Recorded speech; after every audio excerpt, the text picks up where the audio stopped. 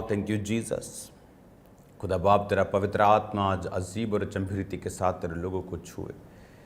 ये वचन उनकी ज़िंदगी में 100 गुना फलों को लाकर उन्हें चंगा करें, आज़ाद करें खुदावन। ये बाइबल टीचिंग ने सेम न रहने दे खुदावन।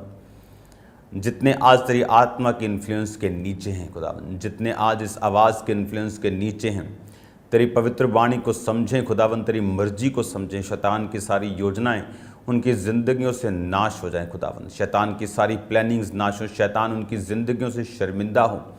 ये तेरे वचन को अच्छी तरह से खुदावंद अपने हृदय रूपी पट्टियों पर लिख कर उकेर कर जाएं खुदावंद। बाइबल कहती जब पतरस उन व्यक्तियों को वचन सुनाने लगा तो उनके हृदय छिद गए, क्योंकि वो पवित्र आत्मा की तरह सुनाया गया था। और वचन कहता है कि हज़ारों लोगों ने, 3000 लोगों ने बपतिस्मा लिया। ये अपनी ज़िंदगियों को परमेश्वर को दें। तेरे पाक कलाम को सुनकर कोई सेम नहीं रहता, ये सेम न रहें, प्रभु यीशु के नाम में, आमीन आमीन आमीन। God bless you all. आज स्पेशल टीचिंग प्रोग्राम में आपका स्वागत है।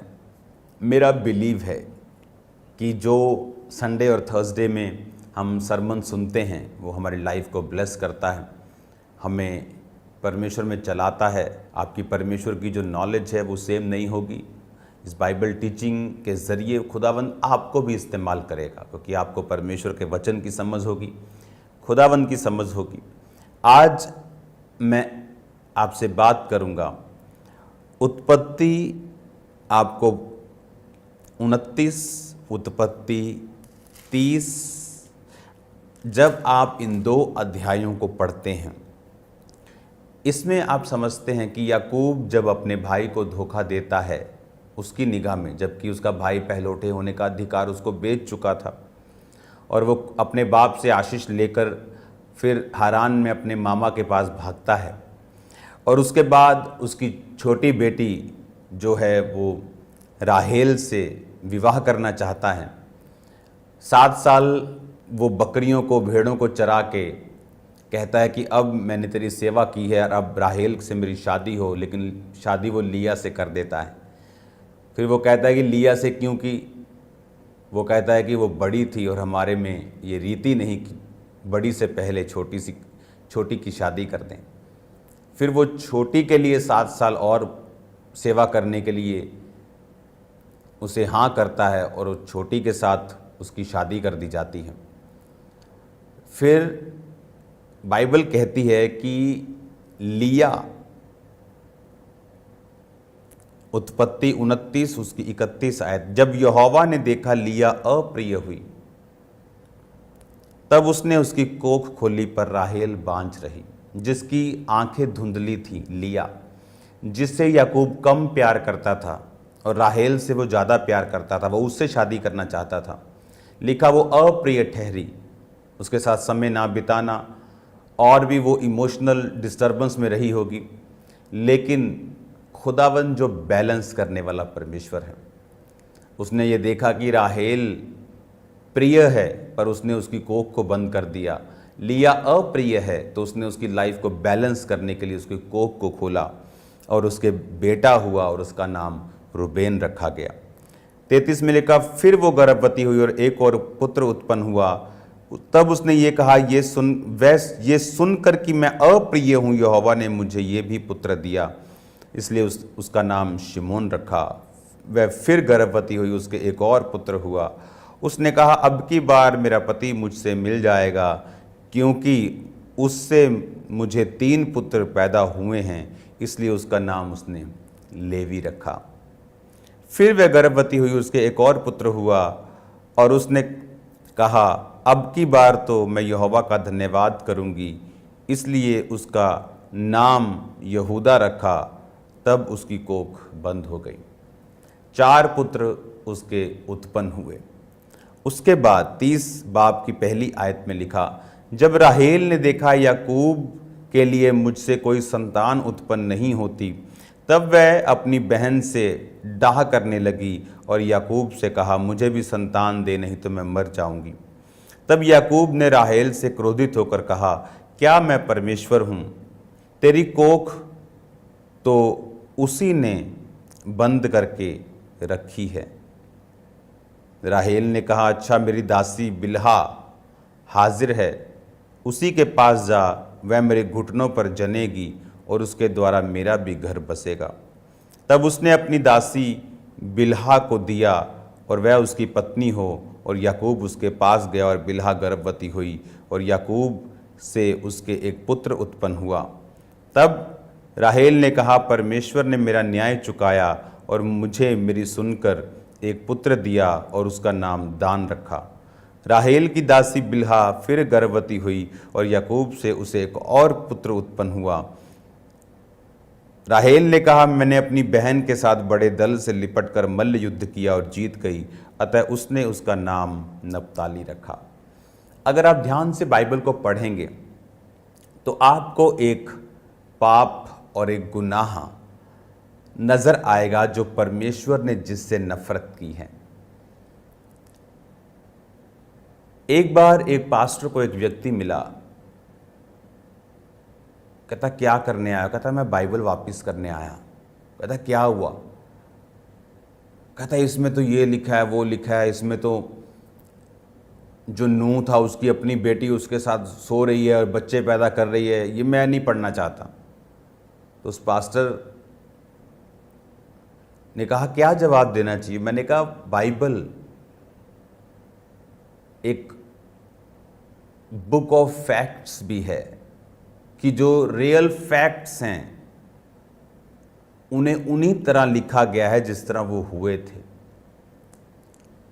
और उसको ये भी बताना मैंने कहा कि जब लूत से उसकी बेटियों ने बच्चों को पैदा किया, परमेश्वर ने उन बच्चों और उसकी पूरे वंश से जनरेशंस तक नफरत की है और अपने हुजूरी में उनको आने नहीं दिया।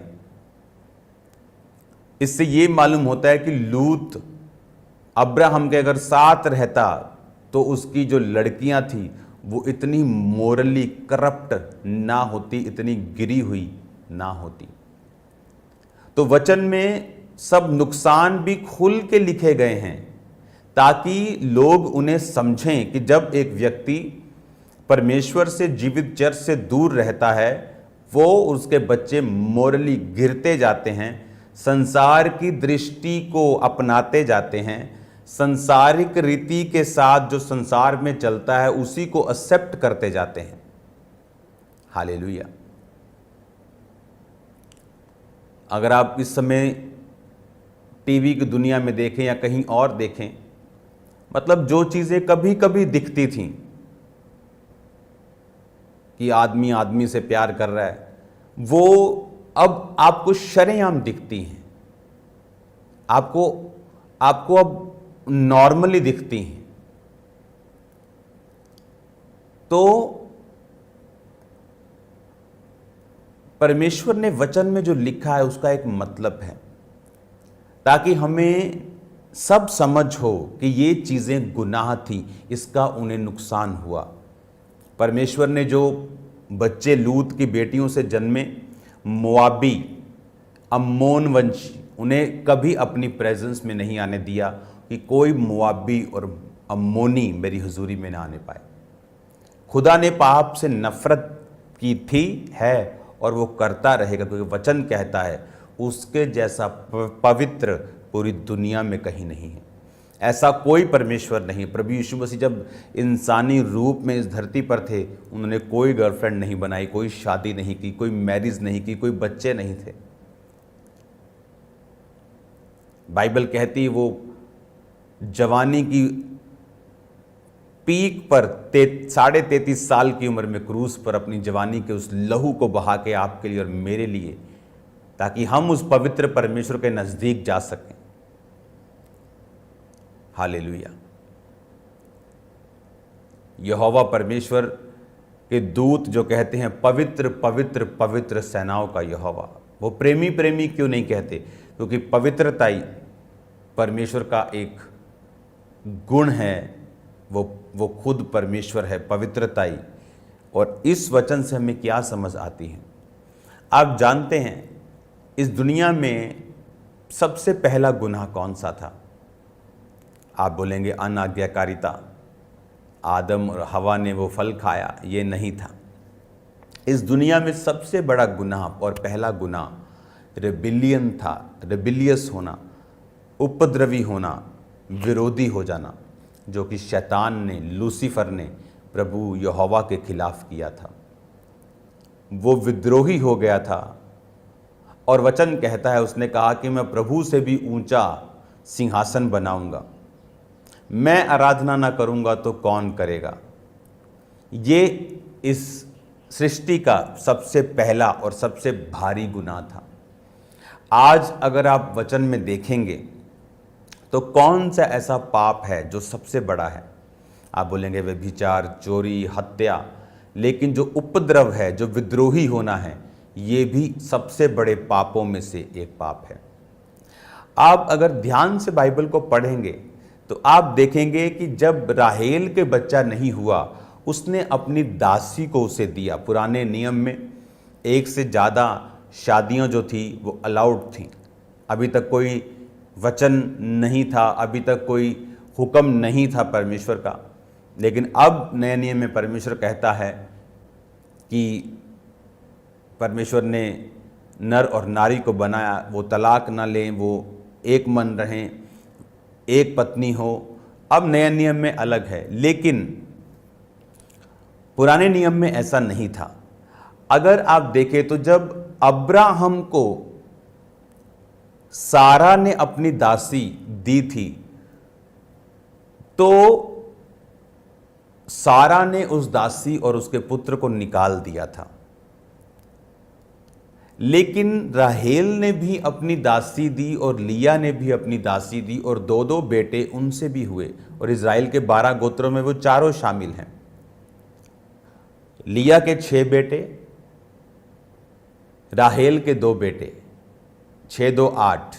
राहेल की जो दासी थी उसके भी 2 हैं, और जिसका नाम है बिल्हा। और जो लिया की दासी थी जिल्पा, उसके भी 2 थे।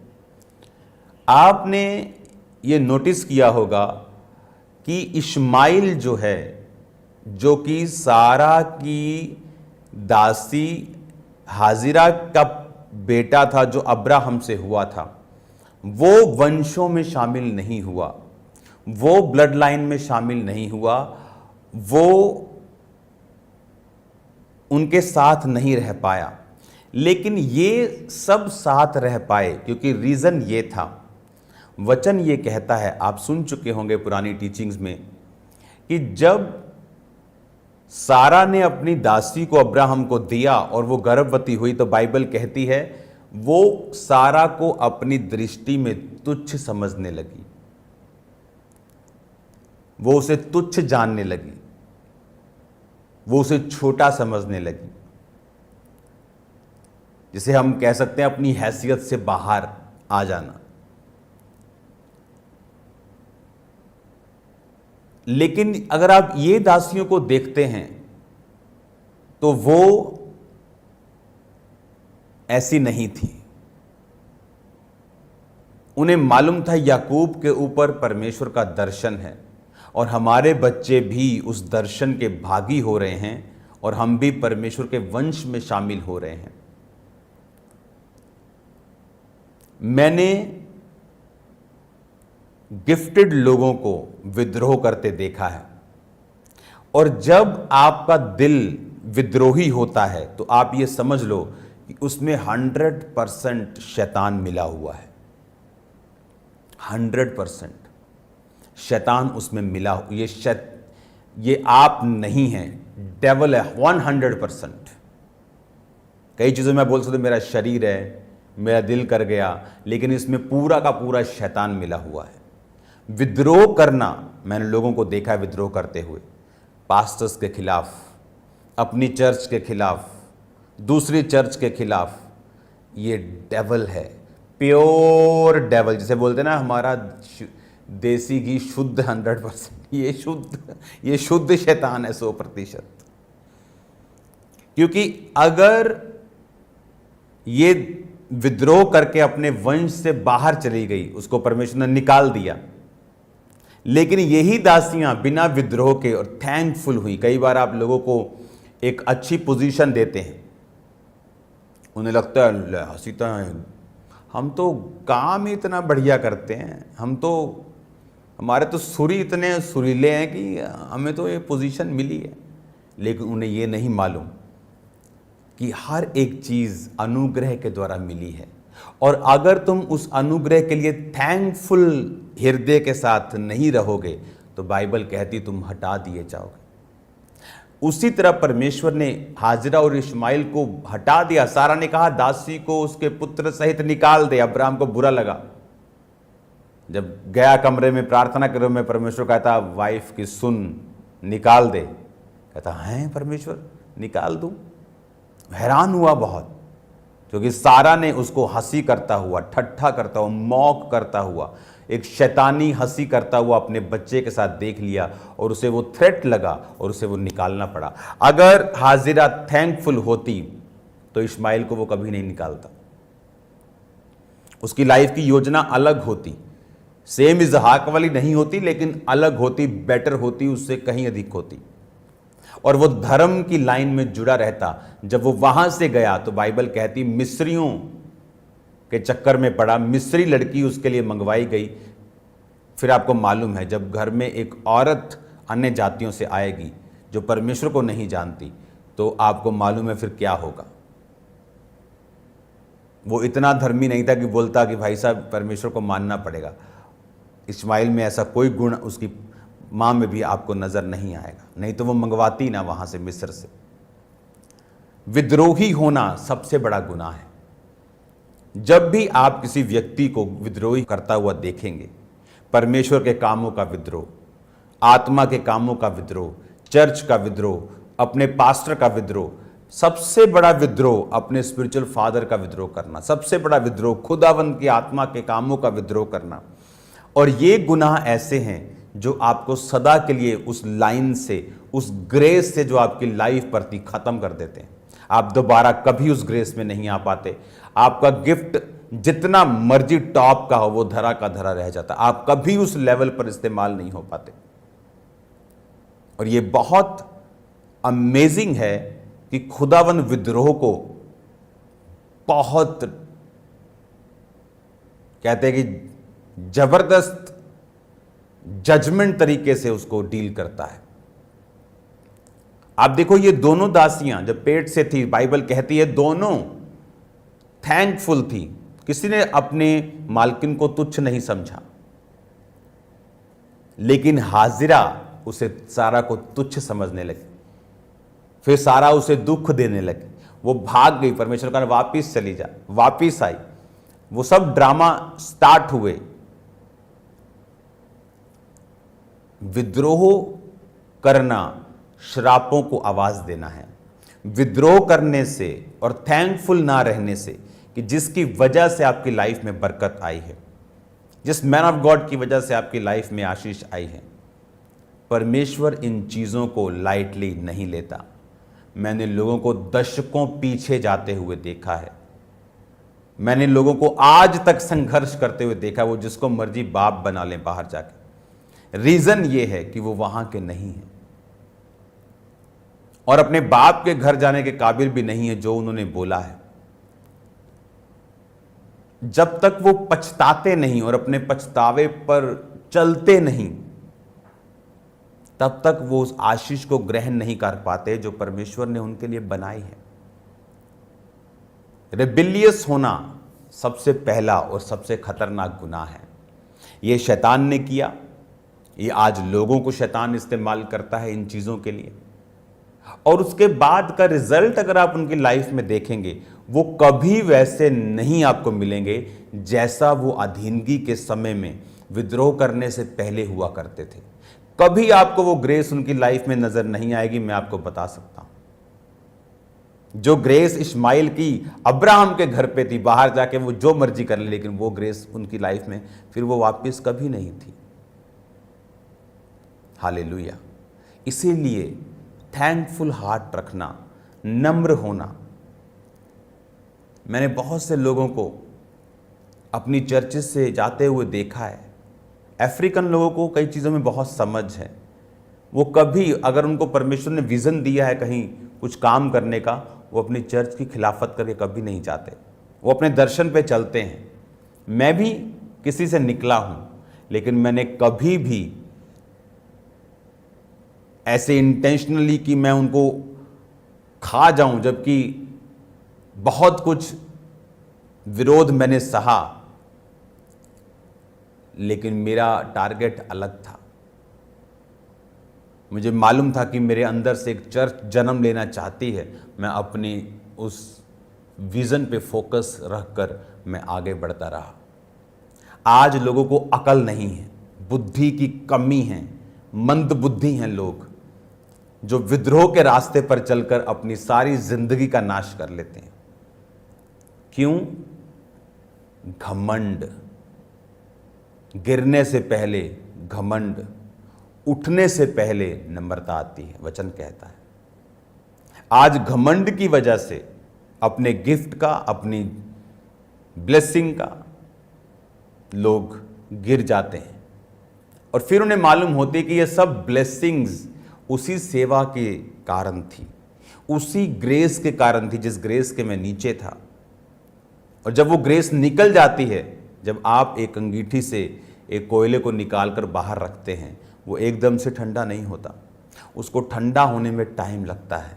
जब लोग ग्रेस के बाहर जाते हैं, टाइम लगता है। लूत जब अब्राहम से बाहर होकर काम करने लगा तो उसकी भेड़ों ने बच्चे जमने बंद नहीं कर दिए, अमीर होना बंद नहीं हुआ, लेकिन टाइम लगा उसको उस नाश की सीढ़ी तक पहुंचते पहुंचते। हालेलुया। आपको थैंकफुल हार्ट के साथ करना है जो करना है। आप सेवा करते हैं, बी थैंकफुल। आप काम करते हैं, बी थैंकफुल, क्योंकि शैतान को आपकी ब्लेसिंग और आपकी ग्रोथ का सोर्स नजर आता है, और वो ये चाहता है कि वो आपके ब्लेसिंग के सोर्स से आपको एक बार दूर कर दे। और उसे मालूम है कि अगर मैंने इससे दूर कर दिया तो फिर मैं इसकी लाइफ में जो मर्जी करूंगा। और यही डेवल की प्लानिंग है कि वो चाहता है उस सोर्स से लोगों को दूर करना, उस सोते से दूर करना। हालेलुया। और आज जब हम समझ जाते हैं इन चीज़ों को और शैतान की योजनाओं को, हम कभी शैतान के प्लान्स में नहीं फंसते, कभी उसकी योजनाओं में नहीं आते। हम अपने काम को करते हैं, उसी नम्र हृदय से करते जाते हैं। मैंने एक बात को नोटिस किया है, परमेश्वर के घर में जब एक व्यक्ति कहता है मैं नहीं करूंगा तो ये काम टाइम पर नहीं होगा, उसे शैतान नजर आना चाहिए। शैतान बोलता है मैं वर्शिप नहीं करूंगा, कोई नहीं करेगा, आज पूरी दुनिया वर्शिप करती। और जब आप ऐसा करते हैं तो परमेश्वर इसे चैलेंज समझता है कि मेरे घर में तू नहीं करेगा तो काम नहीं होगा। तो परमेश्वर हमेशा, ये मेरी लाइफ का एक्सपीरियंस है, उससे बेटर पर्सन के साथ वो जगह भरता है। तो इसका मतलब हमें नम्र रहना है, क्योंकि आपसे बेटर व्यक्ति लाइन में खड़ा है और हमेशा बेटर खड़ा होता है, उससे कम नहीं खड़ा होता। और हमें धीरज रखना है, शांत रहना है, थैंकफुल रहना है। मैंने, क्योंकि जब ये अभी पंजाब में, इंडिया में चर्च ग्रो कर रहे हैं तो लोग सीख रहे हैं। अफ्रीका में ये चीज़ें 50 साल पहले हुई थी, तो वो लोग सीख चुके हैं कि जब एक व्यक्ति ने अपने फादर का विरोध किया, चर्च का किया, मैन ऑफ गॉड्स का किया, अनॉइंटिंग का किया, उनका क्या बना, उनके जनरेशन का क्या हुआ। आज वो लोग अनॉइंटिंग का आदर करते हैं, वो हम्बल रहते हैं, उन मौक़ों के लिए थैंक्स करते हैं, और आज वो ब्लेस्ड हैं। वो फाइट्स उनकी लाइफ में नहीं है जो आज यहाँ के क्रिश्चियंस फेस कर रहे हैं, क्योंकि वो सीख रहे हैं। रोज की रोटी आपकी हेल्प कर रही है सीखने के लिए। आप सेम नहीं है यीशु के नाम में, आप ब्लेस्ड हैं यीशु मसीह के नाम में। आज अपने हाथों को उठाएं, मेरे साथ प्रार्थना करें। खुदावन, जितने विद्रोही हैं तेरे नाम में हम्बल हो जाएं। तेरे नाम में विद्रोह करने वाला आत्मा, out in Jesus name. I release Holy Ghost fire on you in the mighty name of Jesus. Be free. यीशु के नाम में खुदावन जो तौबा कर रहे हैं इस विद्रोह से, उन्हें माफ़ कर, उनकी गलतियों की सज़ा से उन्हें माफ़ कर, उन्हें हील कर खुदावन, तेरा आत्मा उन्हें टच करे तेरे जीवित नाम में, आमीन। अपने हाथों को उठाओ। Thank you Jesus. आज शाम को प्रार्थना पहाड़ की प्रार्थनाओं में जितने लोग शामिल हों, यीशु के नाम में आग उन्हें छुए, आग उन्हें डिलीवर करे, यीशु मसीह की आग उन्हें आजाद कर दे, खुदावन की सामर्थ से वो भरे, पवित्र आत्मा से भरे, ताकत से भरे, अभिषेक से भरे, वो सेम ना रहें, यीशु मसीह के नाम में चंगे हों, आजाद हों, दुष्ट आत्मा से फ्री हों, सब तरह की जादू और टोने की गंदी आत्माओं से आजाद हो जाएं। आज शाम की मीटिंग जितने अटेंड करें, तेरे नाम में लोग डिलीवर हों और आजाद हों, प्रभु यीशु मसीह के सामर्थी नाम में हम मांगते हैं, आमीन, आमीन।